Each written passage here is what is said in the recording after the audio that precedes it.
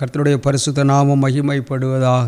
மனமகிழ்ச்சியும் ஆசீர்வாதவுமான இந்த நாளுக்காய் கர்த்தரை நாம் துதிக்கவும் நன்றி செலுத்தவும் கடமைப்பட்டிருக்கின்றோம். எனக்கு அன்பான தேவனுடைய பிள்ளைகளே, இந்த மாதத்திலும் கூட நம்முடைய இந்த நாள் வாக்குத்தத்த ஆராதனைக்காக கர்த்தருடைய சமூகத்திலே காத்திருந்த பொழுது கர்த்தர் கொடுத்த இந்த வாக்குத்தத்த வசனத்தை நாம் வாசித்து நாம் தொடர்ந்து கர்த்தருடைய வார்த்தைகளை கேட்கப் போகின்றோம். இந்த நாளில் கூட இந்த ஆண்டினுடைய கடைசி மாதத்தை நமக்காய் ஆயத்தம் பண்ணி தந்து எல்லா மாதமும் நடக்கிற விதமாக இந்த மாதம் முதல் சனிக்கிழமை திறப்பின் சேனை உபவாச ஜெபத்தையும் ஆசீர்வாத ஆராதனையையும் ஆண்டவர் நடத்துவதற்கு நமக்கு கிருபை தந்ததற்காக கரங்களை தட்டி நாம் ஆண்டவர் மகிமைப்படுத்தலாமா? அதை போன்று நம்முடைய ஊழியங்களின் நிமித்தமாக தேவனுடைய நாம மகிமைப்படும்படியாக அதற்கு எதிரான தடைகள் எல்லாம் மாறி போவதற்காக கரங்களை தட்டி நாம் ஆண்டவர் மகிமைப்படுத்தலாம். அதை போன்று இந்த நாளில் கூட ஆண்டவர் நமக்கு நல்ல பாடல் ஆராதனையை தந்தார். அதை போன்று நல்ல ஜெப விண்ணப்பங்களின் நேரங்களை கொடுத்தார். அதை போன்று இந்த நாளில் சில சாட்சிகளை கர்த்தர் ஏற்படுத்தி கொடுத்தார். தொடர்ந்து நாம் ஆண்டுடைய வார்த்தைகளுக்காக நாம் கடந்து செல்ல போகின்றோம். ஆண்டுடைய வார்த்தைக்காக உங்களுக்காக நான் ஜெபித்த பொழுது கர்த்தர் கொடுத்த வார்த்தை நீதிமொழிகள் 3வது அதிகாரம் 9-10 வசனங்களை நானே வாசித்து நாம் ஆண்டுடைய வார்த்தைகளுக்காக ஜெபித்து நாம் ஆண்டுடைய வார்த்தையை கேட்டு மறுபடியுமாக நாம் ஜெபித்து ஆசீர்வதிக்கப்பட ஆண்டவர் கிருபை தந்து வழி நடத்துவாராக. பாருங்கள், ஞானிகளிலும் ஞானியாகிய சாலமோனால் எழுதப்பட்ட அந்த நீதிமொழிகள் 3ஆம் அதிகாரம் 9-10 வசனங்களை வாசிக்கும் பொழுது, உன் பொருளாலும் உன் எல்லா விளைவின் முதற் பலனாலும் கர்த்தரை கனம் பண்ணு, அப்பொழுது உன் களஞ்சியங்கள் பூரணமாய் நிரம்பும், உன் ஆலைகளில் திராட்சரசம் புரண்டு ஓடும் என்று இந்த வாக்குத்தத்த வசனத்தை கொடுத்து கர்த்தர் சொன்ன காரியம். இந்த இதுவரையிலும் ஊழியத்தில் அநேக மக்கள் பொருளாதாரத்தில் குறிப்பாய் மற்ற நிறைய அற்புதங்களை அவர் ஏராளமான பேர் சுகங்களை பெற்றுக்கொண்டு வருகிறார்கள், பலன் ஆரோக்கியத்துங்களை பெற்றுக்கொண்டு வருகிறார்கள், பலவானையும் மேற்கொண்டு வருகிறார்கள், சத்துரு கொண்டு வருகிற சதி திட்டங்களை எல்லாம் உடைத்தெறிந்து கொண்டு வருகிறார்கள். ஆனால் உன்னுடைய ஊழியத்தில் மாதத்தில் பொருளாதாரத்தில் சத்துருவானவன் பொருளாதார காரியங்களில் அதிகமாக ஆசீர்வதிக்கப்பட விடாதபடி சத்துரு தடை பண்ணி கொண்டிருக்கிறான். ஆகையினாலே இந்த சத்துருடைய தடையை உடைத்து ஜெபி ஆண்டுடைய வார்த்தையை கொடு என்று கர்த்தர் மறுபடி என்னோடு பேசினது நிமித்தமாக தான் இந்த நாளில் கூட இந்த வசனத்தை கர்த்தர் எனக்கு உணர்த்தி வெளிப்படுத்தி சொன்னது நிமித்தமாக நம்முடைய களஞ்சியங்களை இந்த மாதம் பூரணமாய் கர்த்தர் நிரப்பப் போகிறேன் என்று சொன்னார். ஆகினாலே நாம் நம்முடைய வாழ்க்கையில் களஞ்சியங்கள் என்கின்ற பொருளாதாரம் என்கின்ற களஞ்சியங்கள் கர்த்தர் சொன்னார். இன்னொரு ரகத்திய காரியத்தை சொன்னார். உன்னுடைய பிள்ளைகள் எல்லாம் நிறைய கொடுக்கின்றார்கள், ஆனால் அவர்கள் அந்த கொடுத்தாலும் அவருடைய பலனை அவர்கள் சரிவர பெற்றுக்கொள்ள முடியவில்லை. அதற்கான சில காரணங்கள் உண்டு. அதை என் பிள்ளைகளுக்கு சொல்லி அவர்களுக்காக ஜெபி, அவர்களும் ஆசீர்வதிக்கப்படுவார்கள், நீங்களும் ஆசீர்வதிக்கப்படுவீர்கள். நானும் அது நிமித்தம் தேவனுடைய ராஜ்யம் கட்டப்படும், விரிவாக்கப்படும். மிஷனரி ஊழியங்களுக்கு அதிகமாய் உதவி செய்ய முடியும். திக்கற்ற பிள்ளைகள், விதவைகள், அனாதைகளுக்கு உதவி செய்வதற்கு தேவன் நம்மை அதிகாரப்படுத்துவார், ஆசீர்வதிப்பார் என்று தேவன் மறுபடியும் சொன்னது நிமித்தமாக தான் இந்த வசனத்தை உங்கள் முன்னே வைத்திருக்கிறேன். ஒரு நிமிடம் நம்ம ஜெபித்து நாம் ஆண்டுடைய வார்த்தைகளுக்கு நிறைய கடந்து செல்லலாம். தகப்பனே, ஒரு விஷயம் உம்முடைய பாதத்திலே வருகிறோம் அப்பா. நீர் சொன்னதை செய்கிற தேவன் அப்பா, சர்வ வல்லமை நிறைந்த தேவன் அல்லவா ஆண்டவரே. ஆல்மைட்டி காட், இந்த நாளிலும் உம்மாலே முடியாத காரியங்கள் ஒன்றுமில்லை அப்பா. நீர் சொல்ல ஆகும் அப்பா. நீங்கள் கட்டளையிட நிற்கும் என்று நாங்கள் பார்க்கின்றோம் ஆண்டவரே. மனிதன் அப்பத்தினாலே மட்டுமல்ல, இந்த உலகத்திலே காணப்படுகின்ற சுவை நிறைந்த உணவுகளினால் மட்டுமல்லப்பா, உம்முடைய நாவிலிருந்து புறப்படுகின்ற ஒவ்வொரு வார்த்தைகளினாலும் பிழைப்பான் என்று உம்முடைய வசனம் சொல்கிறதல்லவா. அதன்படி இந்த நாளிலும் கூட தகப்பனே, உம்முடைய நாவிலிருந்து ஆண்டவரே நீர் ஆண்டவர் உம்முடைய பிள்ளைகளுக்கு தேவையான வார்த்தைகள், ஆவிக்குரிய மன்னா, இந்த பூமியிலே காணப்படுகிற சுவை நிறைந்த உணவுகளை விட அதிகமான சுவை நிறைந்த உணவை உடைய பிள்ளைகளுக்காக நீர் கொடுத்து ஆண்டவரே, நீர் ஆசீர்வதிக்க போகின்ற கிருபைகளுக்காக கோடி நன்றிகள் ஆண்டவரே. தொடர்ந்து நீர் பேசுவீராக. அடிமை மறைத்து நீர் வெளிப்படுவீராக. ஆண்டவரே, ஒவ்வொருடைய உள்ளங்களிலும் ஒவ்வொருடைய தனிப்பட்ட வாழ்க்கையிலும் களஞ்சியங்களை நிரப்புவீராக. ஆவிக்குரிய களஞ்சியங்களால் நிரப்பப்படட்டும் ஆண்டவரே. ஒரு நிரப்புதலை கொண்டு வர போகிறதற்காக நன்றி ஆண்டவரே. அப்பா, குடும்பங்களில் ஒரு பொருளாதார செழிப்பு, ஆவிக்குரிய ஆசீர்வாதங்கள், சுகம், பலன், ஆரோக்கியம் எல்லாவற்றிலும் உடைய பிள்ளைகள் நிரப்பப்பட்டவர்களாக நீர் மாற்றி வழி நடத்த வேண்டும்படியாக உம்மை நோக்கி ஜெபிக்கிறேன் அப்பா. அதை போன்ற இந்த நாளிலும் ஆண்டவரே, எல்லா சபைகளும் ஆண்டவரே ஆத்துமாக்களாலே நிரம்பட்டும் ஆண்டவரே. பொருளாதார செழிப்புகளால் நிரம்பட்டும். எங்கள் தேசம், எங்கள் நாட்டை நீர் ஆண்டவரே சமாதானத்தினாலும் ஆண்டவரே ஆசீர்வாதங்களினாலும் ரட்சிப்பினாலும் நிரப்பி உம்முடைய நாமத்தை மேம்படுத்துங்க. நீங்க அப்படி செய்தவரோட போகிறதற்காய் கோடி நன்றிகள். இயேசுவின் நாமத்தில் பிதாவே, ஆமென். ஹல்லேலூயா. கர்த்தருடைய பரிசுத்த நாமம் மகிமைப்படட்டும். எனக்கு அன்பானதனுடைய பிள்ளைகளே, ஆகையினாலே இந்த நாளிலும் கூட ஆமென், நாம் நம்முடைய வாழ்க்கையில் சில நேரங்களில் சில வசனங்களை மட்டும் நாம் அந்த வசனத்தை மட்டும் நாம் பார்த்து கொண்டே இருப்போம். அந்த வசனத்தின்படி நாம் செயல்பட்டாலும் நம்ம ஆசீர்வதிக்கப்பட முடியாமல் காணப்படுகிறதை பார்க்கிறோம். ஆகையினால் கர்த்தர் என்ன சொன்னார் என்றால், ஒருவேளை உன் ஆண்டு சொன்னார், உன்னுடைய மக்கள் எல்லாம் அல்லாய் கொடுக்கிறவர்கள், ஆனால் அவர்களுடைய களஞ்சியங்கள் ஆசீர்வதிக்கப்படவில்லை. குடும்பங்களில் பொருளாதார செழிப்பில்லை. ஏன் காரணம் என்ன? 4 காரியத்தை கர்த்தர் உணர்த்தி சொன்னார். ஒன்று, நம்முடைய முதல் பலனை நம்முடைய பிள்ளைகள் படித்து முதல் முறை வேலைக்கு போகும் பொழுது முதல் மாத சம்பளம், அது 1 மாத சம்பளமாக இருந்தாலும் அது 10 நாளாகி வந்தாலும் அந்த முதல் மாதத்தில் கிடைக்கின்ற அந்த சம்பளத்தை என்ன செய்வார்கள்? அது ஆண்டவருடைய ஊழியங்களுக்காக கர்த்தருக்காய் கொடுப்பார்கள். ஆரம்ப காலகட்டங்களில் எல்லாம் நம்முடைய பெற்றோருடைய முன்னோருடைய காலங்களில் முதல் குழந்தையே ஊழியத்திற்கென்று கொடுப்பார்கள். ஆனால் அப்படி ஆகினாலே தான் உன் பொருளாலும் உன் எல்லா விளைவின் முதற் பலனாலும் கர்த்தர் என்ன செய் கனம் பண்ணு என்று சொல்லுகிறார். அப்பொழுது முதற் பலன், அந்த முதல் பலனை இப்பொழுதும் கூட நம்முடைய வாழ்க்கையில் நம்முடைய வருமானத்தில் நம்ம என்ன செய்கிறோம்? ஒரு 1000 ரூபா, நமக்கு ஒரு 1000 ரூபா வந்து விட்டதென்றால் என்ன செய்கிறோம்? 100 ரூபாய் கர்த்தருக்காய் கொடுத்து விடுகிறோம். 10,000 ரூபா வந்து விடுகிறதா, நம்ம என்ன செய்கிறோம்? 1000 ரூபாய் நம்ம கர்த்தருக்காக காணிக்கையாய் கொடுத்து விடுகிறோம். அது நடக்கிறது. ஆனால் அதை மட்டும் கொண்டு கர்த்தர் நம்முடைய களஞ்சியங்களை நிரப்புகிறவராக இருக்க மாட்டாள் என்றால், இன்னும் பார்த்தீங்கன்னா ஒரு வசனத்துக்கு 7 அர்த்தங்கள் காணப்படுகின்றன. கர்த்தருடைய சொற்கள் மண் குகையில் 7 தரம் உருக்கி புடமிடப்பட்ட வெள்ளிக்கு ஒப்பான சுத்த சொற்களாக இருக்கிறது. பாருங்கள், எனக்கு அன்பு தேவனுடைய பிள்ளைகளை பார்க்கும் பொழுது கர்த்தர் சொல்கிற காரியம், நம்முடைய களஞ்சியங்கள் பூரணமாய் நிரம்ப வேண்டுமானால் ஆலைகளில், நம்முடைய வீடுகளில், நம்முடைய ஊழியங்களில், சபைகளிலே திராட்சரசம் புரண்டு ஓட வேண்டுமானால் நாம் செய்ய வேண்டிய 4 காரியங்கள். ஒன்று, முதலாவது நம்ம கொடுப்பதன் மூலமாக, காணிக்கை கொடுப்பதன் மூலமாக தேவனுக்கென்று. ஆக நம்ம என்ன நினைப்போம்? காணிக்கை கொடுத்தவுடன் நம்ம ஆசீர்வதிக்கப்பட்டு விடுவோம் என்று நம்ம நினைக்கலாம். இல்லை. ஆனால் நம்முடைய எப்படி ஆகையினாலே தான் நம்ம ஒருவேளை நம்முடைய எண்ணங்கள் அப்படி தான் சென்று கொண்டிருக்கும். 10 கொடுத்து விட்டவுடன் கர்த்தர் நம்முடைய களஞ்சியங்களை நிரப்பி விடுவார். இல்லை, நம்முடைய அதற்காகத்தான் தேவனுடைய ஊழியர்களை கர்த்தர் வைத்திருக்கிறார். தேவனுடைய மனிதர்களை தேவன் வைத்திருக்கிறார். கர்த்தரிடத்திலிருந்து கேட்டு கர்த்தர் என்ன சொல்லுகிறாரோ அதை மக்களுக்கு சொல்லுகின்ற ஊழியர்கள் மூலமாக கர்த்தர் இந்த நாட்களில் அவன் எல்லா மக்களோடும் பேசிக்கொண்டு தான் இருக்கிறார். நீங்கள் வளர வளர வளர கர்த்தரோடு பேச முடியும். கர்த்தர் உங்களோடு பேசுவார். எந்த விதமான மாற்றங்களும் இல்லை. ஆனால் ஒருவேளை நீ கொடுக்கிறதுனால் மட்டும் நான் ஆசீர்வதிக்கப்பட்டு விடுவேன், களஞ்சியங்கள் நிரம்பிவிடும் என்று நினைக்க வேண்டாம். ஒன்று, நம்ம கொடுப்பதன் மூலம் கர்த்தர் நம்ம என்ன செய்கின்றாராம்? நம்ம நிரப்புகின்றவராக இருக்கு. பாருங்கள், களஞ்சி பூரணமாய் நிரம்பும் என்று சொல்லி பாருங்கள். இன்னொரு பக்கம் இங்கே பார்த்தீங்கன்னா, அப்போஸ்தலர்கள் என்ன செய்கிறார்கள்? அப்போஸ்தலர் நடவடிக்கைகளில் கர்த்தருடைய சமூகத்தில் காத்திருக்கிறதன் மூலமாக நிரப்பப்படுகிறத நம்ம பார்க்கின்றோம். அங்கே 2வது அதிகாரத்தில் 1-4 வரை உள்ள வசனங்களை வாசிக்கும் பொழுது, அவர்கள் உட்கார்ந்திருந்த வீடு முழுவதும் நிரப்பிற்று என்று சொல்லி பார்க்கின்றோம்.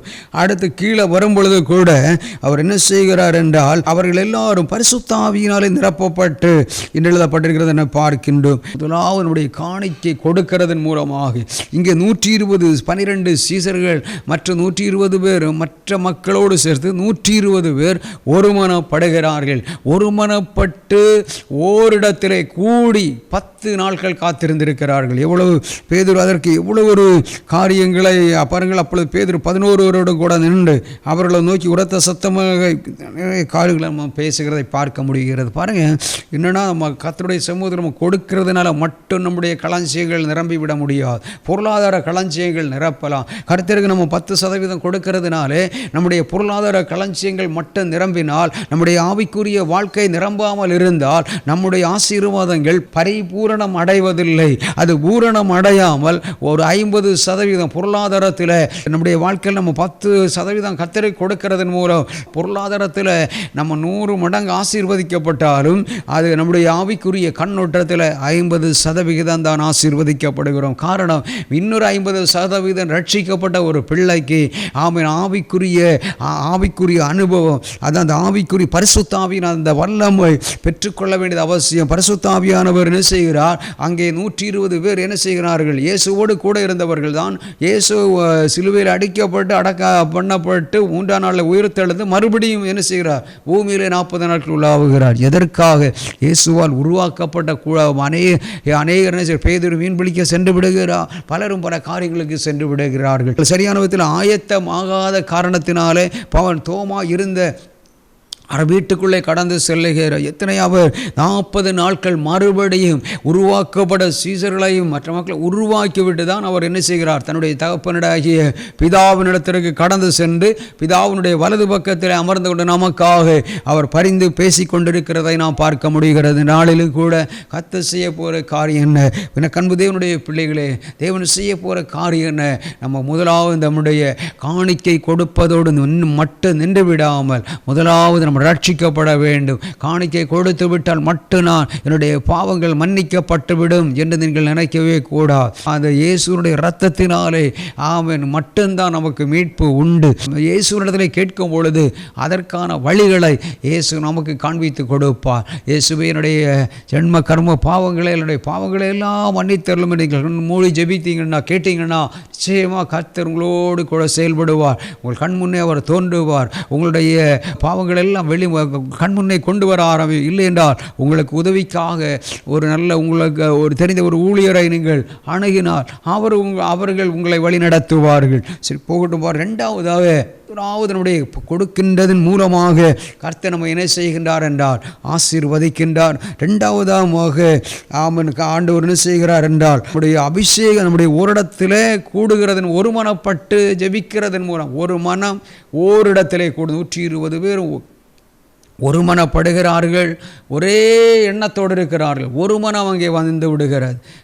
அவர்கள் எல்லாரும் என்ன செய்கிறார்கள்? இணைந்து செயல்பட்ட பொழுது ஆவியானவர் ஊற்றப்பட்டார். மூன்றாவதாக ஒரு காரியத்தை ஆரம்பத்தில் சொல்லிவிட்டால் கடைசியாக அவர் என்ன செய்கிறார் என்றால் யாரெல்லாம் ஆசையாய் தொடர்கிறார்களோ அவர்களுடைய வாழ்க்கையை கர்த்தர் பரிபூரணமான பூரணமான ஆசீர்வாதங்களினாலே அவர் நிரப்ப சித்தமுள்ளவராக இருக்கின்றார்.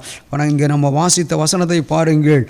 நம்முடைய களஞ்சியங்களை ஆண்டவர் என்ன செய்ய போகிறாராம்? நீதிமொழிகள் 3ஆம் அதிகாரம் 9-10 வசனத்தில் வாசித்த வசனத்தின்படி கர்த்தர் நம்ம என்ன செய்கிறாராம்? நம்முடைய களஞ்சியங்களை அவர் நிரப்ப விரும்புகிறார். அவர் என்ன பூரணமாக இனி குறைவே நம்முடைய வாழ்க்கையில் இருப்பது இல்லை. அதற்கு நாம் செய்ய வேண்டிய காரியம் என்ன? கர்த்தருக்காக நம்முடைய காணிக்கையை கொடுக்க வேண்டும். நம்முடைய நேரத்தை கொடுக்க வேண்டும். 10 நாட்கள் காத்திருக்கிறார்கள், நேரத்தை கொடுக்க வேண்டும். ஒரு நாள் 24 மணி நேரம் என்றால் 2.5 மணி நேரம் நாம் கர்த்தருக்காக கொடுக்கின்றவர்களாய் மாற வேண்டும். அப்பொழுது மட்டும்தான் நாம் பூரணமான ஆசீர்வாதத்தை பெற்றுக்கொள்ள முடியும். அதை போல நாம் மட்டும் சுயமாய் செயல்படாமல் நமக்கு ஒரு ஐக்கியம் இருக்க வேண்டும். ஊழியர்களோடு ஒரு தொடர்பு இருக்க வேண்டும். விசுவாச மக்களோடு ஒரு தொடர்பு இருக்க வேண்டும். ஒரு இணைந்து செயல்படுகிற பாருங்கள், 120 பேர் மேல் மாடியிலே 10 நாட்கள் காத்திருந்த பொழுது அங்கே ஆவியானவர் ஊற்றப்படுகிறார். அதற்கு பின்பு நடக்கிற அற்புத அடையாளங்கள் ஏராளம். பிரசங்கம் பண்ணுகிறார் பேதுரு. 3000 5000 என்று ரட்சிக்கப்படுகிறார்கள். எருசலேம் தேவாலயத்திற்கு முன்பதாக 40 ஆண்டுகளாக நடக்க முடியாத மனிதனை வந்து கேட்கிறார்கள், எங்களது வெள்ளியும் பொன்னும் ஒன்றுமே இல்லை, ஆனால் ஒன்று இருக்கிறது, அது இயேசுவின் நாமம். அந்த நாமத்தை சொல்லி அந்த கையை தூக்கி விட்டவுடன் 40 ஆண்டு நடக்க முடியாத மனிதன் நடந்தான். எப்படி நடந்தது? 120 பேர் ஒருமனப்படுகிறார்கள், இணைகின்றார்கள். இன்றைக்கு இன்றைக்கு நம்முடைய நாட்டில், நம்முடைய ஊழியங்களில், நம்முடைய குடும்பத்திலும், நம்முடைய ஊழியங்களிலும், நம்முடைய சபைகளிலும் இந்த ஒரு மனதுக்கு எதிராக சாத்தான் பலமாய் போராடுவான். ஆனால் அந்த பலவானுடைய கோட்டைகளை, காரியங்களை தகர்த்து கொண்டு நாம் என்ன செய்யணும்? ஒருமனப்பட வேண்டும். ஒருமனப்பட்டு ஜெபிக்கும் பொழுதுதான் கர்த்தர் நம்மை ஆசீர்வதிப்பார். அதை போன்று இளைய குமாரனை பாருங்கள், அவரும் கூட திரும்பி இளைய குமாரன் தகப்பன் வீட்டை விட்டு தூரமாய் போனான். நீங்கள் ஆண்டவரை விட்டு தூரமாய் சென்றிருந்தாலும் மறுபடியும் உங்களுக்கு வாய்ப்புகளை கர்த்தர் கொடுக்க ஆயத்தமாக இருக்கிறார். மறுபடியும் அவன் என்ன செய்கிறான்? தன் தகப்பன் அவனுக்கு உணவு கூட இல்லாமல் அவன் பசியினால் செத்து கொண்டிருந்தான். சாகிறேன் என்று எழுதப்பட்டிருக்கிறது. அவன் பசியினால் செத்து கொண்டிருந்தான். வயிறு பசியினால் உயிர் போகிற நிலைக்கு அவனுடைய வாழ்க்கை மாறிவிட்டது. ஆனால் பின்பு அவனுக்கு ஒரு எண்ணம் வந்துவிட்டது, என் தகப்பன் வீட்டிற்கு போவேன். திரும்பி வரும்பொழுது அவனுக்குள்ள ஒரு ஆசை, தகப்பன் மறுபடியும் இதை விட அங்கே இருக்கிற வேலைக்காரர்களுக்கு கூட எனக்கு பண்டிகைகளுக்கு கொடுக்கின்ற உணவு கூட எனக்கு கிடைக்கவில்லை. ஆனால் என் தகப்பன் வீட்டில் வேலைக்காரர்களுக்கு கூட செழிப்பான உணவு இருக்கிறது. நான் தகப்பன் வீட்டை விட்டு தூரமாய் போனதினாலே ஆசீர்வாத தடை, நாளில் அந்த தடைகளை எல்லாம் கர்த்தர் மாற்றப் போகின்றார். பாருங்கள், ஒன்றன் பின் ஒன்றாக வேத வசனங்களோடு நான் சொல்லி நம்முடைய தொடர்ந்து ஜெபிக்க போகின்றோம். ஆகாய் 2ஆம் அதிகாரத்தில் நம்ம வாசிக்கும் பொழுது 19வது வசனத்தை வாசிக்கும் பொழுது, களஞ்சியத்தில் இன்னும் விதை தானியம் உண்டோ? திராட்சை செடியும் அத்தி மரமும் மாதுளை செடியும் ஒலிவ மரமும் கனி கொடுக்கவில்லையே. நான் இன்று முதல் உங்களை ஆசீர்வதிப்பேன் என்று சொல்கிறார் என்றார். பாருங்க, இங்கே எனக்கு அன்பு தேவனுடைய பிள்ளைகளை, ஆகாய் தீர்க்கதரிசியின் மூலமாய் கர்த்தர் என்ன செய்கின்றார் என்றால், செருபாபேலோடு கூட தேவ மனிதனாகிய செருபாபேலோடு கூட அவர் பேசுகின்றதை நம்ம பார்க்கின்றோம். ஆகாய் தீர்க்கதரிசியின் மூலமாக கர்த்தர் தெளிவாய் பேசிக்கொண்டு வரும் பொழுது அதற்கு முந்தின காரியங்கள் எல்லாம் இதுவரையிலும் நான் எல்லா வழிகளும் கடந்த 11 மாதங்களும் எல்லா வழிகளும் உங்களுக்கு அடைக்கப்பட்டிருக்கலாம். இது பாருங்க, 4 விதமான செடிகள்: விதை திராட்சை செடி, அத்தி மரம், மாதுளை செடி, ஒலிவ மரம். ஒன்றிலும் பாருங்க கனி கொடுக்கவில்லையே. இதுவரையில் நம்முடைய வாழ்க்கையில் கனி கொடுக்க முடியாதபடி எந்த இடத்தில் நீங்கள் இருந்தாலும் இன்றைக்கு ஆண்டவர் சொல்கிறார், இது ஒரு தீர்க்கதரிசன வார்த்தையாக எடுத்துக்கொள்ளுங்கள். இதுவரையில் உங்களுடைய வாழ்க்கையில் கனியற்ற வாழ்க்கை, ஆமென், உங்களுக்கும் பயனில்லை, மற்றவர்களுக்கும் பயனில்லை. ஆனால் கர்த்தர் இந்த நாளில் விரும்புகிற காரியம் என்ன? இதுவரையிலும் ஒரு செடியிலும் கனி இல்லை. சில வீடுகளில் நான் எல்லா வருமானங்களும் அடைபடும், பல வழிகளில் ஆமென் வருமானங்கள் வந்து கொண்டிருக்கும். ஆனால் சில நேரங்களில் ஒன்றன் பின் ஒன்றாக ஆண்டவர் தடுத்து விடுவார். எதற்காக? இவர்களை உருவாக்குவதற்காக, தேவன் விரும்புகிற விதமாய் உருவாக்குகிறது வரையிலும் அவர் கனி கொடுக்க விடவே மாட்டார். ஆனால் உருவாக்கின பின்பு கொடுக்கின்ற கனிகள் பாருங்கள், அதுக்கு பின்பு கொடுக்கப்படுகிற வார்த்தை என்ன செய்கிறார் என்றால், இன்று முதல் உங்களை ஆசீர்வதிப்பேன். இந்த செடிகளில் எல்லாம் ஆசீர்வாதங்கள் உண்டாகும். அதை போன்றுதான் கர்த்தர் சொன்னபடியே கடைத்தில் அதற்கு பின்பு கீழே தேவனுடைய மனிதனாகிய செருபாபேலை பார்த்து கர்த்தர் பாருங்க, அதனுடைய அந்நாளில் கர்த்தருடைய வார்த்தை 2ஆம் விசை ஆகாய் என்பவனுக்கு உண்டாகி அவர் யூதாவின் தலைவனாகிய செருபாபேலோடு சொல்ல வேண்டியது என்னவென்றால், நான் வானத்தையும் பூமி என்ன செய்வேன்? அசைய பண்ணுவேன். ராஜ்யங்களின் சிங்காசனத்தை கவிழ்த்து போடுவேன். ஜாதிகளுடைய ராஜ்யங்களின் பலத்தை அழித்து விடுவேன். ரதத்தையும் அதில் ஏறி வருகிறவர்களையும் கவிழ்த்து போடுவேன். குதிரைகளோடு அவைகளின் மேல் ஏறி இருப்பவர்களும் அவரவர் தங்கள் சகோதரர்களின் பட்டயத்தினாலே விழுவார்கள். பாருங்கள், எதிரியெல்லாம் விழுந்துருவாங்க. அதான் நமக்கு கர்த்தர் சொல்லுகிறார். அதுவரையிலும் விழவே இல்லை. ஆனால் என்னென்னா, இன்றிலிருந்து கர்த்தருடைய வார்த்தை என்ன? ஆண்டவரே, நீர் பேசுகிற வார்த்தை என்ன? ஆவிக்குரிய மன்னா என்ன? ஆண்டவரே, இதுவரையிலும் உங்களுடைய வீடுகளில் களஞ்சியம் இல்லை. நீங்கள் கையிட செய்கிற தொழில் காரியங்களிலே களஞ்சியங்கள் இல்லை, பொருளாதார செழிப்பு இல்லை. ஆனால் கர்த்தர் இதுவரையிலும் கனி கொடுக்க முடியவில்லை. நமக்கும் ஆசீர்வாதம் இல்லை. நாமும் கடன் வாங்கி வாழ்ந்து கொண்டிருக்கிறோம். ஆமை, மற்றவர்கள் கொடுக்க முடியவில்லை. ஆனால் கர்த்தர் எதற்காக நம்மை அழைத்திருக்கிறார்? நாம் ஆசீர்வாதமாய் இருப்பதற்கும் நாம் மற்றவர்களுக்கு கொடுப்பதற்காக தான் தேவன் நம்மை அழைத்திருக்கிறார். ஆனால் நடக்கிறதோ நேர் மாறாக நடக்கிறது.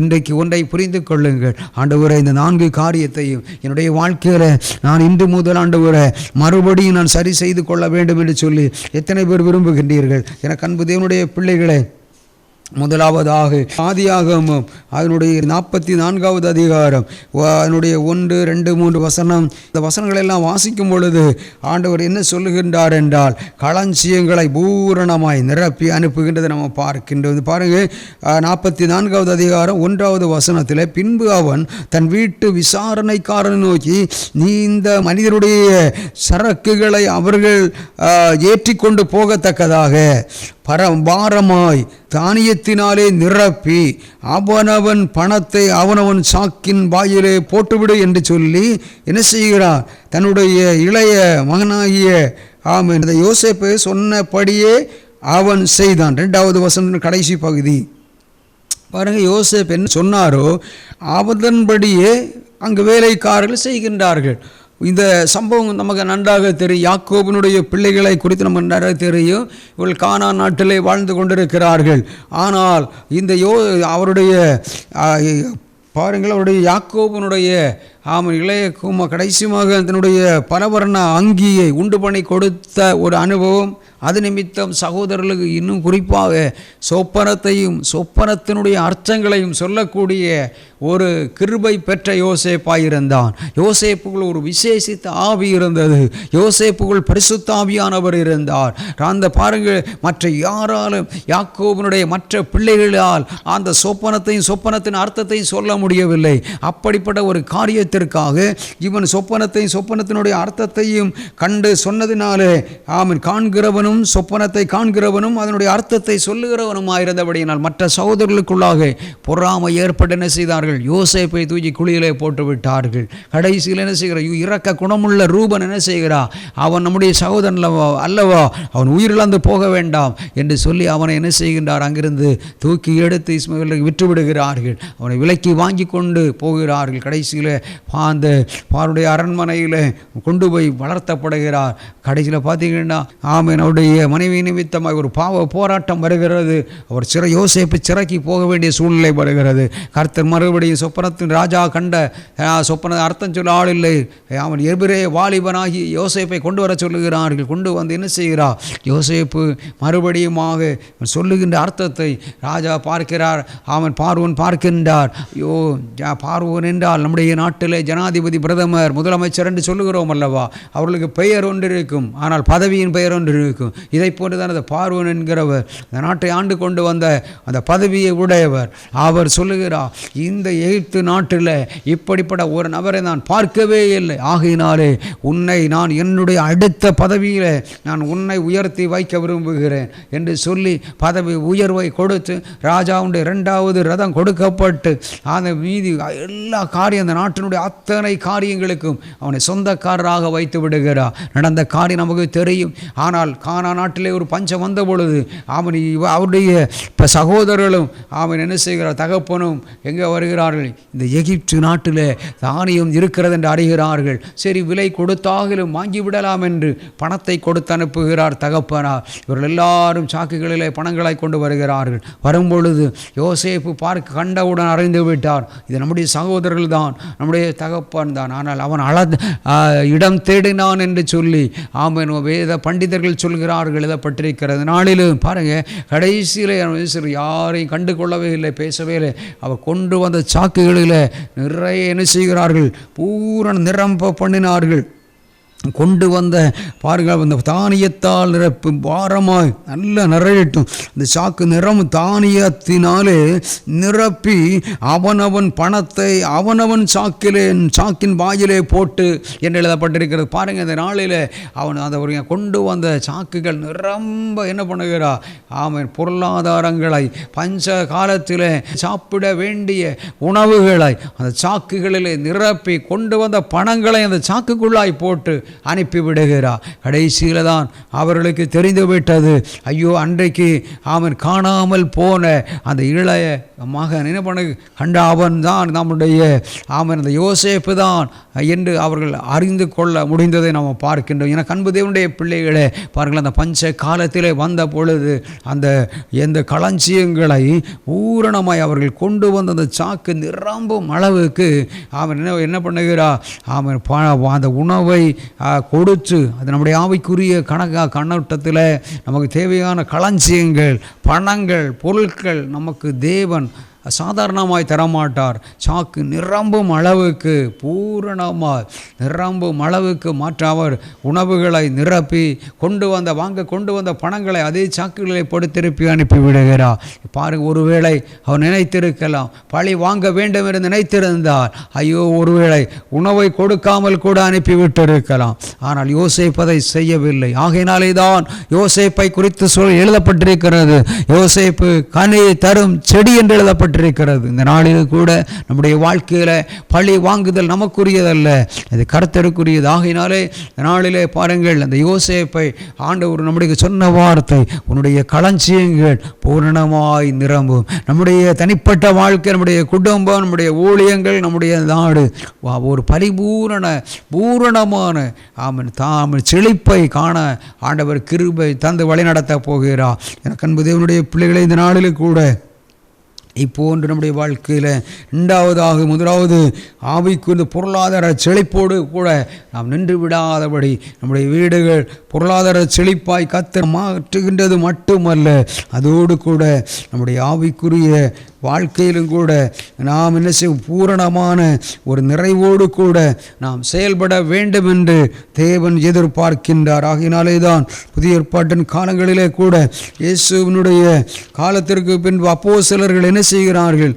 இயேசு வாழ்ந்த நாட்களிலே ஆமென் செய்த ஊழியங்களை போன்று நாம் இனி செய்துவிட முடியாது என்பதை இந்த அப்போஸ்தலர்கள், சீசர்கள் என்ன செய்கின்றார்கள், அறிந்திருக்கிறத நம்ம பார்க்கின்றோம். ஆகையினாலே தான் 2வது அதிகாரத்தில் பெந்தேகோஸ்தே என்ன நாள் வந்த பொழுது அவர்கள் எல்லாரும் ஒருமனப்பட்டு ஓரிடத்தில் வந்திருந்தார்கள். அப்பொழுது பலத்த காற்றடிக்கிற முழக்கம் போல வானத்திலிருந்து உட்கார்ந்து நிரப்பிட்டு பாருங்கள், தொடர்ந்து அங்கே ஆண்டவர் என்ன செய்கிறார் என்றால் ஒரு அற்புதம். அங்கே அவர்கள் மத்தியில் ஒரு அபிஷேகத்தை என்ன செய்கிறார் என்றால், கடைசி நாட்களில் நான் மாம்சமான யாவர் மேலும் என் ஆவியை ஊற்றுவேன், உங்கள் குமாரத்திகள் என்ன செய்வார்கள், தீர்க்க தரிசனம் சொல்வார்கள், வாலிபர்கள் தரிசனங்களை அடைவார்கள், மூப்பர்கள் சொப்பனங்களை காண்பார்கள். அப்போ இதனுடைய கருத்தத்தெல்லாம் பாருங்கள், தரிசன ஆகையினால தான் நான் இந்த நாளில் கூட கர்த்தர் என்ன செய்கிறார் என்றால் வித்தியாசமாய் நடத்துகின்ற ஒரு அனுபவத்தை நம்ம பார்க்க முடிகிறது. என அன்பு தேவனுடைய பிள்ளைகளே,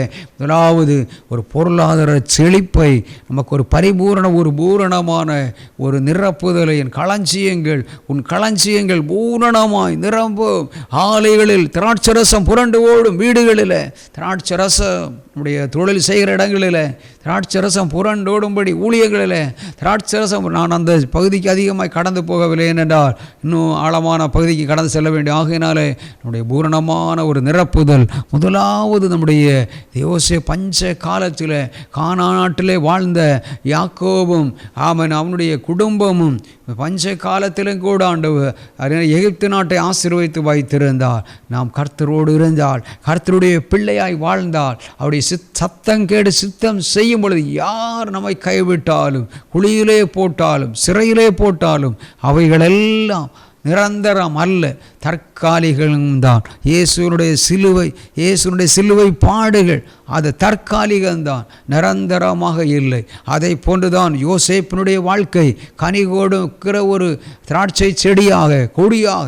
அவன் கனிதரும் செடி என்று சொல்லி எழுதப்படுவதற்கு காரணம் என்ன? யோசேப்பு கனிதரும் செடி.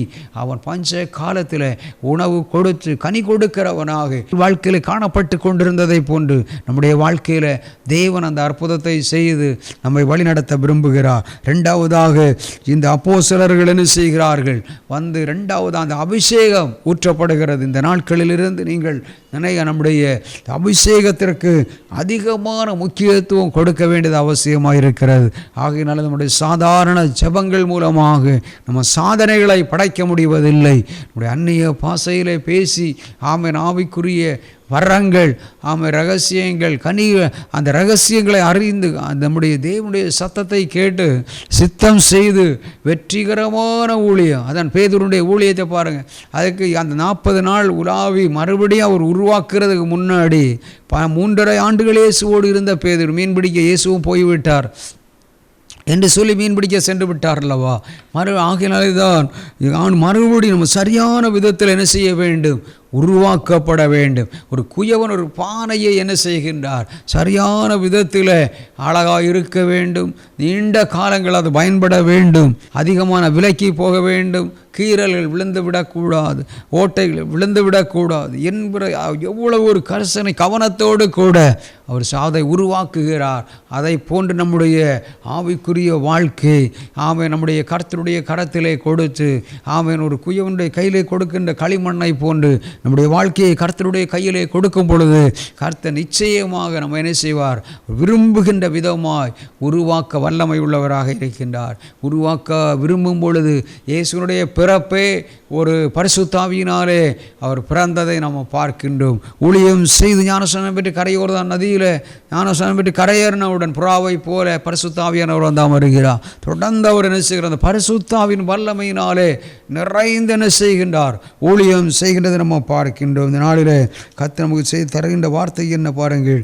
அதை போன்று அந்த அபிஷேகத்தினாலே 10 நாள் காத்திருந்த அனுபவம் கர்த்தருடைய சமூகத்தில், அதான் நான் சொன்ன நேரத்தை நம்ம கொடுக்கிறது, நம்ம காணிக்கை கொடுப்பதோடு கூட நம்ம 100 மடங்கு ஆசீர்வாதத்தை பெற்றுக்கொள்ள முடிவதில்லை. நம்முடைய கர்த்தருடைய சமூகத்தில் காத்திருக்கிற அனுபவங்கள் வேண்டும். ஒரு நாள் 24 மணி நேரம் என்றால் கிட்டத்தட்ட 2 மணி நேரம் 40 நிமிடம் நம்ம கர்த்தருக்காய் கொடுக்கின்றவர்களாக இருக்கின்றோமா, அதை நம்ம சோதித்து பார்க்க வேண்டும். அதோடு கூட அது காத்திருக்கின்ற ஒரு அனுபவம், நேரம், கர்த்தருக்காய் கொடுக்கிற நேரம், அதை போன்று நாம் ஒருமனப்பட நம்மை ஒப்பு கொடுக்க வேண்டும். எனக்கெல்லாம் தெரியும், வேறு யாருமே எனக்கு தேவையில்லை, எனக்கு கர்த்தர் எல்லா பாடல் ஆராதனை வரத்தை தந்திருக்கிறார், தீர்க்க தரிசன வரத்தை கொடுத்திருக்கு, எல்லாம் நல்லது தான். ஆனால் நம்ம தனிமையாக செயல்படும் பொழுது இந்த முழுமையான ஆசீர்வாதங்களை நம்ம பெற்றுக்கொள்ள முடிவதில்லை. தனிமை உணர்வு வரும் பொழுது வேறு யாருமே நம்ம பெருசாக நமக்கு தெரியாது, மற்ற எல்லாம்.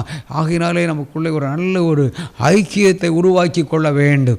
ஆகினாலே தான் 120 பேர் ஒருமனப்பட்டு ஓரிடத்தில் கூடி ஜெபித்ததன் மூலமாக பரிசுத்த ஆவியானவர் ஊற்றப்படுகிறார். இன்றைக்கு நிறைய இடங்களில் நிறைய கூட்டங்களில் ஒரு மனம் இல்லை.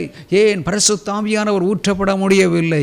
ஏன் அவர்கள் மறுபடியும் ஆண்டவருக்காக பயன்பட முடியவில்லை என்றால் பரிசுத்த ஆவியானவருக்கு முக்கியத்துவம் இல்லாத காரணங்கள் தான். பரிசுத்த ஒரு மனம் அது இணைந்து ஒருமனப்பட்டு செயல்பட்டார்கள். இணைந்து ஒருமனப்பட்டு இணைந்து எல்லாருக்குள்ளும் ஒரு மனம், ஒரு இணைதல் ஏற்பட்டபடியினால் 10 நாட்கள் காத்திருந்தபடியினால் ஒரு மனம் இணைந்து ஒருமனப்பட்டு இணைந்து காத்திருந்தபடியினால் பரிசுத்த ஆவியானவர் ஊற்றப்பட அந்த வல்லமையினாலே பாருங்கள். அவர்கள் ஜெபம் பண்ணின பொழுது அவர்கள் கூடியிருந்த இடம் அசைந்தது. அவர்கள் எல்லாரும் பரிசுத்த ஆவியினால் நிரப்பப்பட்டு வேத வசனத்தை தைரியமாய் சொன்னார்கள். ஆகையினாலே தான் அநேக தெய்வ மனிதர்கள் அந்த ஓரல் ராபர்ட்டெல்லாம் ஏராள அற்புதங்களை செய்வதற்கு காரணம் என்ன?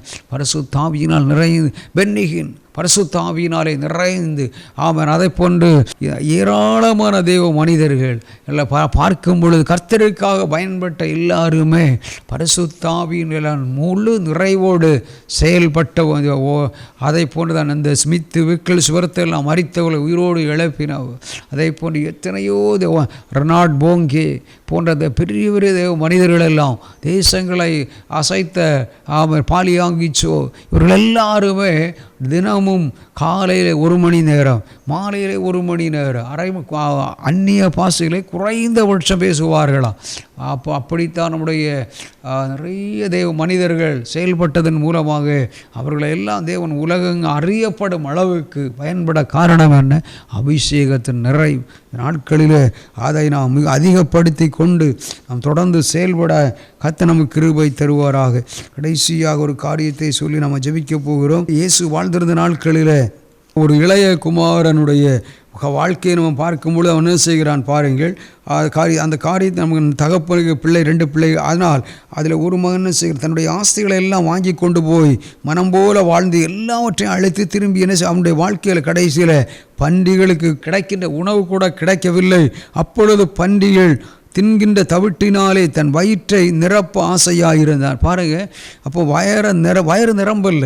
அப்போ காரணம் ஏன் அவன் அவனுடைய வாழ்க்கை நிரம்பாமல் போனதற்கு காரணம் என்ன அப்படின்னா, ஒருவனும் அதை அவனுக்கு கொடுக்கவில்லை. அப்போ பண்டிகை கொடுக்கின்ற உணவு கூட இளையகுமாரனுக்கு கிடைக்கவில்லை. ஆனால் கடைசியில் அவனுக்கு புத்தி தெளிய ஆரம்பித்து விட்டது. அவன் தன் தகப்பனுடைய கூலிக்காரர்கள் எத்தனையோ பேருக்கு பூர்த்தியான பரிபூர்ணமான உணவு இருக்கிறது, நானும் பசியினால் சாகிறேன்.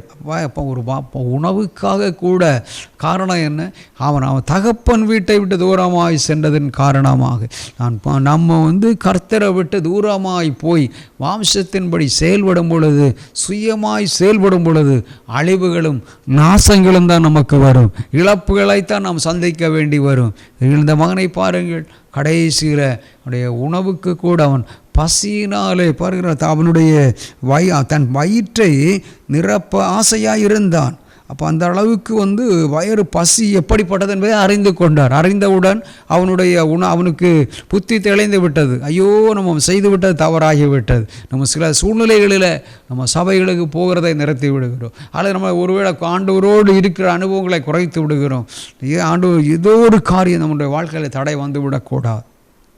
ஒரு எவ்வளவு தூரமாய் போனால் மறுபடியும் நீங்கள் என்ன செய்ய வேண்டும், கர்த்தருடைய சமூகத்தில் வர வேண்டும். வரும்பொழுது நம்முடைய வாழ்க்கை கடைசியில் பார்த்தீங்க, அவனுக்காக கொளுத்த கண்டை கொண்டு வந்து அடித்தார்கள், உயர்ந்த வஸ்திரத்தை கொண்டு வந்து கொடுக்கிறார்கள், மிகுந்த சந்தோஷம் உண்டாகிறது. எவ்வளோ பெரிய மாற்றத்தை கர்த்தர் செய்கிறார். இன்றைக்கு நம்முடைய வாழ்க்கையில் கடந்த 11 மாதங்களும் கிடைக்காத அற்புதங்களையும் அடையாளங்களையும் கர்த்தர் நமக்காக செய்ய போகிறார். பசியினால், பொருளாதார நெருக்கடியினால், பண நெருக்கடி, வறுமை, தரித்திரம், இப்படிப்பட்ட வார்த்தைகள் எல்லாம் நம்மை விட்டு மாற்றுவதற்காக தேவன் இன்றைக்கு நம்மிடத்தில் எதிர்பார்க்கிற காரியம் என்ன, நீ ஆண்டவரை விட்டு எவ்வளோ தூரமாய் போய் 2.5 மணி நேரம் ஆண்டவருக்காய் கொடுக்க வேண்டும், அதை கொடுக்கிறதை விட்டு எவ்வளவு தூரமாய் சென்று விட்டாய். மறுபடியும் நீ கர்த்தருடைய சமூகத்திலே வரும் பொழுது நம்ம ஆண்டவருக்காய் கொடுக்க வேண்டிய நேரம், அவன் கொடுக்கும் பொழுது, காணித்தை கொடுக்கும் பொழுது, ஒருமனப்பட்டு இணைந்து செயல்படுவதற்கு இடம் கொடுக்காமல் இருக்கும் பொழுது நாம் பூரணமான ஒரு பூரணமான ஆசீர்வாதத்தை நாம் பெற்றுக்கொள்ள முடிவதில்லை.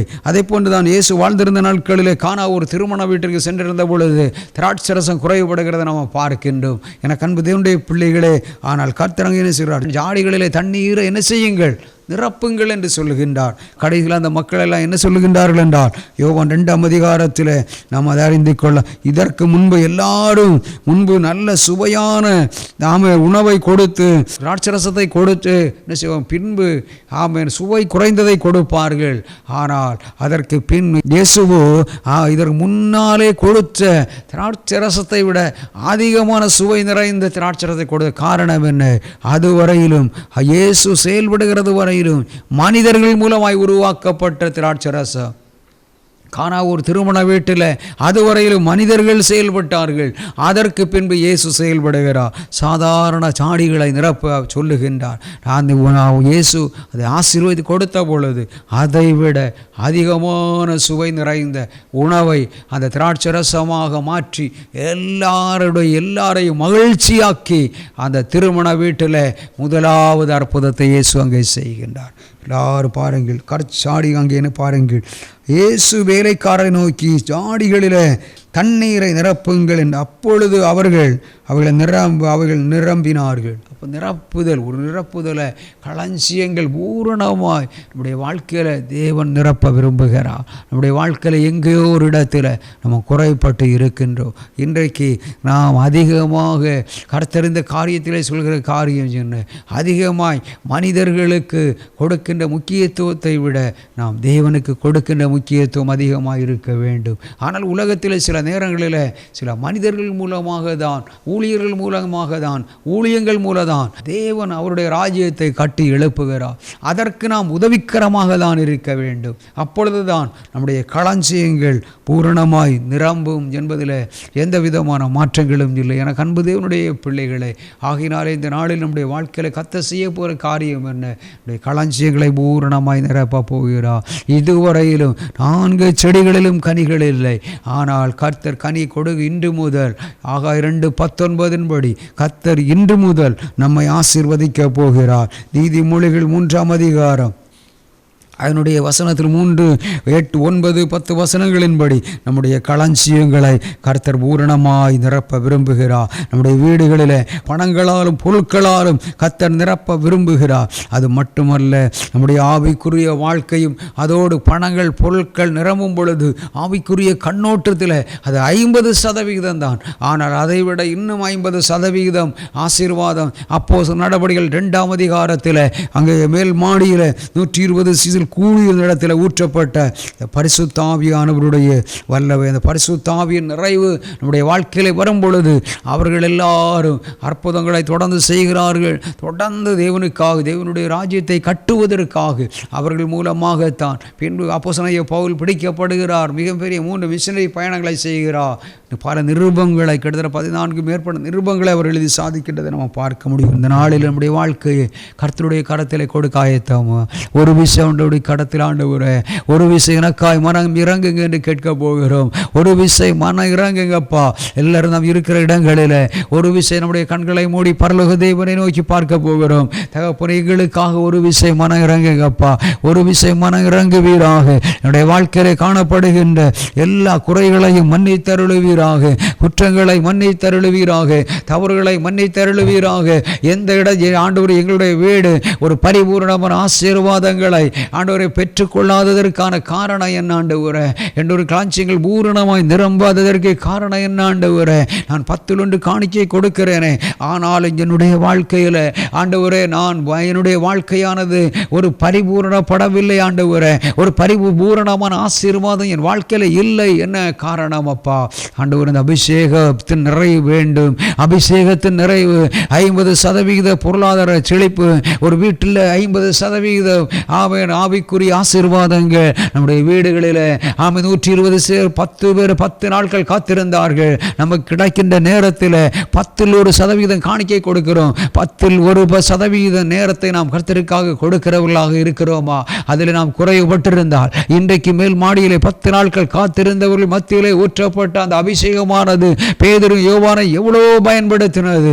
இந்த நாளில் இன்று வரை உலகம் முழுவதிலும் இயேசுவோடு இருந்த சீசன் தோமா கூட இந்தியாவுக்கு கடந்து வந்து அவருடைய ஊழியத்தை நிறைவேற்றினார் அல்லவா? இன்றைக்கு ஆண்டவர் அவ்வளவு பெரிய ஒரு வல்லமை அங்கே ஊற்றப்பட்டது. அந்த அபிஷேக நிறைவுதான் பெந்தேகோஸ்தே நாள் என்று சொல்லப்படுகிறது. ஆவியானவர் ஊற்றப்பட்டு எல்லாருடைய நாவையும் அவர் அனலாக்கி அக்கினியாய் மாற்றி உலகம் முழுவதற்கும் கொண்டு சென்று எல்லா கண்டங்களுக்கும் சுவிசேஷம் கடந்து செல்லும் அளவுக்கு மாற்றி இருக்கிறார். இன்றைக்கு தேவனுடைய பிள்ளைகளே, ஒருவேளை எங்கே ஒரு இடத்துல நான் ஒருவேளை நம்முடைய வாழ்க்கையில கேள்விக்குறி எழும்பிக் கொண்டிருக்கிறோம். நான் 10 காணிக்கை கொடுக்கிறேன், ஆனால் எனக்கு ஏன் ஆசீர்வாதம் வரவில்லை? அப்படிப்பட்டவர்களுக்கு கர்த்தர் சொல்கிற காரியம் என்ன? காணிக்கை கொடுக்கிறது சரிதான். 10 பகுதி கொடுக்கிறீர்கள், தசமபாகம் கொடுக்கிறீர்கள், நேரத்தை கொடுக்கிறீர்களா? இன்னொரு பக்கம் நீங்கள் இன்னொரு பக்கம் அந்த ஐக்கியங்களுக்கு முக்கியத்துவம் கொடுக்கிறீர்களா? ஒரு மனப்பட பட்டு செயல்பட உங்களை விட்டு கொடுக்கிறீர்களா? இல்லை, நான் சொல்கிறது தான் நடக்க வேண்டும் என்று நீங்கள் நினைத்து கொண்டிருக்கிறீர்களா? விட்டு கொடுக்கிற ஒரு அனுபவத்தை கர்த்தர் எதிர்பார்க்கிறார். ஒரு மனப்பட்டு செயல்படும் பொழுதுதான் கர்த்தருடைய அற்புதம், அந்த பரிபூர்ண ஆசீர்வாதத்தை நாம் பெற்றுக்கொள்ள முடியும். நன்றி அப்பா. இந்த நாளில் அதை போன்று நன்றி. இந்த இளைய பாருங்கள், அந்த இளைய குமாரன் ஆசையோடு காணப்படுகிறான். அவன் தகப்பன் வீட்டை விட்டு தூரமாய் போனாலும் அவனுக்குள்ள ஒரு முடிவு வருகிறது. அவன் பசியினாலே அவன் உணவின்றி அவன் காணப்படும் பொழுது கூட ஒரு எண்ணம் அவனுக்குள்ள உண்டாகிறது. நம்முடைய தகப்பன் வீட்டிற்கு சென்று விடலாம். அங்கே எவ்வளவு நம்முடைய வேலைக்காரர்களுக்கு கொடுக்கிற உணவு கூட எவ்வளவு செழிப்பாக இருக்கிறது, ஆசீர்வாதமாக இருக்கிறது. ஆனால் இங்கே பன்றிகளுக்கு கொடுக்கிற உணவு கூட நமக்கு தரவில்லை என்று சொல்லி பசி நான் செத்து கொண்டிருந்த இளைய மகன் திரும்பி வந்த பொழுது வீட்டில் தகப்பனார் மனதுருகி கட்டி அணைத்து அவனுக்காய் கொளுத்த கன்றை கொண்டு வந்து அடித்தார்கள். கண்டை அடித்தார்கள். பெரிய விருந்தை ஆயத்தம் பண்ணினார்கள். உயர்ந்த வஸ்திரங்களை கொண்டு வந்தார்கள். இன்றைக்கு நம்முடைய வாழ்க்கையில் கர்த்தர் அதை செய்ய விரும்புகிறார். எந்த இடத்திலிருந்து நீங்களும் நானும் ஆண்டவரை விட்டு தூரமாய் போனோமோ அந்த இடத்துல மறுபடியும் நம்ம கர்த்தருடைய சமூகத்தில் வருவதற்கு நம்ம வர ஆசையாயிருந்தால், தீர்மானம் எடுத்து நீங்கள் வந்தால், இப்பொழுதே கர்த்தர் உங்களுக்காக மனதுருகி அவர் நம்மை ஆசீர்வதிக்க விரும்புகிறார். இளைய குமாரன் வந்த பொழுது வீட்டிலே கொளுத்த கன்று, உயர்ந்த வஸ்திரம், மிகுந்த சந்தோஷம் உண்டான விதமாய் நம்முடைய வாழ்க்கையை கர்த்தர் மாற்ற விரும்புகிறார். தேங்க்யூ. நன்றி. எத்தனை பேர் இந்த நாளிலும் கூட ஆண்டவரே என்னை உம்முடைய அதை போன்று கானாவூர் திருமண வீடு ஆமென் திருமண தடைகளை கர்த்தர் இந்த மாதத்திலே மாற்ற விரும்புகிறார். ஆமென். நன்றி. திருமண தடைகளை கர்த்தர் மாற்றி தொடர்ந்து ஆமென் அதற்கு முந்தின ரசத்தை விட பின் திராட்சரசம் குறைபட்ட போதிலும் கூட அந்த குறைவை கர்த்தர் நிறைவாக்குகிறார். இன்றைக்கு நம்முடைய வாழ்க்கையில் எந்த இடத்துல நாம் குறைபட்டிருக்கிறோமோ அந்த குறைவை கர்த்தர் நிறைவாக மாற்றித்தர போகிறேன் என்று சொல்லுகின்றார். நன்றி அப்பா. உம்முடைய கரங்களிலே எங்களை தந்து ஜெபிக்கின்றோம். ஆண்டவரே எங்களுடைய வாழ்க்கையிலே காணப்படுகிற குறைகள் மாறுவதற்கு நாங்கள் ஒரு பரிபூர்ணமான ஒரு பரிபூர்ணமான ஆசீர்வாதத்தை பெற்றுக்கொள்வதற்கு நாங்கள் 10 காணிக்கை கொடுக்கிறவர்களாக, 10 நேரத்தை கொடுக்கிறவர்களாக, ஒருமனப்படுவதற்கு நாங்கள் நேரம் ஆண்டவரே அப்போ எங்களை விட்டு கொடுக்கிறவர்களாக, தூரமாய் உம்மை விட்டு சென்றாலும் மறுபடி இளைய மகன் திரும்பி வந்ததை போன்று திரும்பி உம்முடைய சமூகத்திலே வந்து அப்பா நாங்கள் வரும்பொழுது எங்களுக்கு எவ்வளோ பெரிய மகிழ்ச்சி என்பதை இளைய குமாரன் திரும்பி வந்த பொழுது தகப்பன் மனதுருகி தகப்பன் ஏற்றுக்கொண்டதை போன்று